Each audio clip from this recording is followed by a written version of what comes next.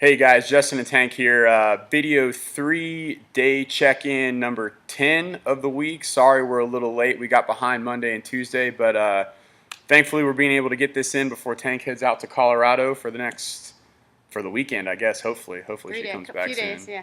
I might not Um, come back.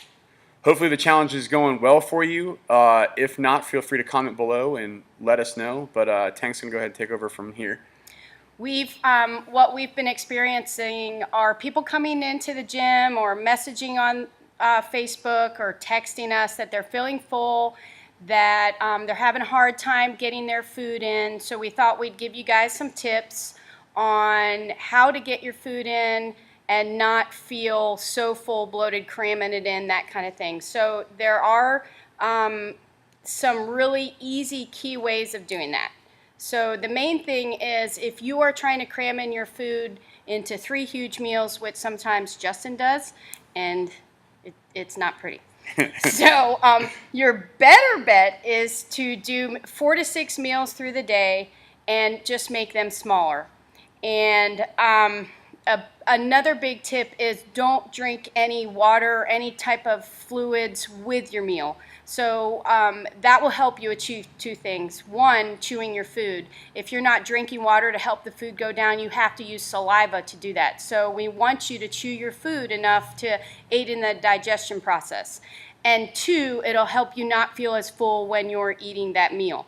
And then the next key point is the smaller meals and timing them and getting more in. You might need to set an alarm on your phone or on your watch to remind you to eat. I know you guys get busy, you're sitting at a desk or you're driving all day, that kind of thing, and all of a sudden it's 2 o'clock and you haven't eaten since 7, so that's no bueno. So take some time, set maybe 4 to 6 alarms, and be reminded of when to eat. I never have to be reminded to eat. I pretty much finish eating and think about my next meal, but I know there are some of you out there, and that's a good way to do it. Yeah, Tank's just perfect. No, obviously not, because I think about food all the time. Another tip is what I found helpful is to eat my protein first. Protein is the most important number to us. It's the building block that allows you to put on muscle and burn fat. So if you're going to nail down one number, hit the protein number first, and then I go after my carb number next. Because if I eat my fats before my carbs, I'm starting to get really full and heavy, and I find that I do not want to eat the rest of my meal. So protein first, carbs second, fats last, because that'll help you stay full longer towards the end of your meal. Fats are real satiating, so that's why we also say eat fats away from your workout to help you feel full longer in the day. So he makes a great point. So you have a plate of food, and on it you've got your protein, you've got your carbohydrates, you've got your fats. So just eat it in a circle. Eat your protein first, like he's saying. Chew it up, maybe 30 chews, and same with your carbs, and then get to your fats. So if the other thing is only eat to your 80% full. So if you get full, you might have a little bit of fats left, but that's good. It's better than having the protein left. Yeah. Another thing that sometimes when I feel like I don't want to eat is that my routine is off. Somewhere along the lines of the day, I have gotten behind and sticking what my body knows and is used to.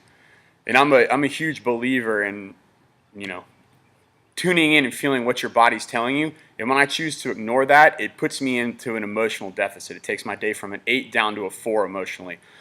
And eating, as you know, is a big emotional part of most people's day. So if you start getting behind, getting stressed, messing up your routine of what your body's used to and that consistency, that also becomes a very detrimental factor in creating appetite. And the other thing we wanted to ask you guys, and feel free to comment and make sure you're logging your water intake. So again, you're trying to get about 0.5 to 0.6 ounces per pound of body weight in water. So I know that that's a big thing. If you're feeling sore, if you're feeling tired, one of the first things you want to ask yourself is whether or not you've been hydrating well.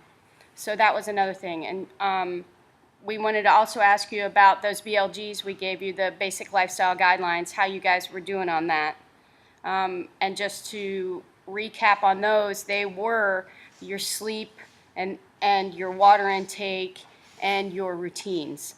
So we want to be there and help you guys. So this group and this forum is how, you know, we're getting our ideas and tips out there, and we want you guys to feel comfortable, you know, bringing your concerns, bringing your tips, and it's been great to see everybody's tips and food, and I think it's great. But if you have questions, also feel free to hit us up in the gym too, or message us. And we're also willing to look at any MyFitnessPal or food diaries in a book. We can help you make some better food choices if you're having a hard time with that kind of thing. Yeah. We're 2 days behind on the Monday to Monday challenge. That is our fault. Great jobs on the planks. Lots of interesting places and ways to do the plank. It was great to see everybody like Who that. do you think won? Probably James and Rachel. Yeah, that was pretty Yeah, creative. the partner you guys plank, won. yeah. So give yourself double points. Yes. Although I will say I think Marianne should get like half a point because she started it off and she sang. We're going to give Marianne a Half a point. Yeah. Okay. That was a good one.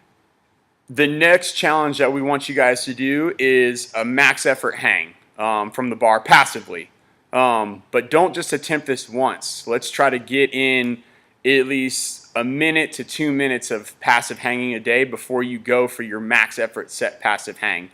You can hang anywhere. I mean, if you can't make it to a gym, you have no excuse because there's something somewhere around the house to hang from. Yeah, parks, anything. So Justin's going to show us the difference between a passive and an active hang. And remember, this is just a passive hang. You just got to hang. But for those of you who've never done it before, that's why he's saying build it up. It'll help to do it like every day for a little bit, and you'll get a better max effort hang. So all you need to do is, it's called a pronated grip. So you're just reaching over like you're doing a pull-up, and you just hang your body weight. And that's passive. All he's doing is hanging there. If we were doing an active hang, you would see him pull up a tad and pull through here. We're not doing that. All we're doing is passive hang.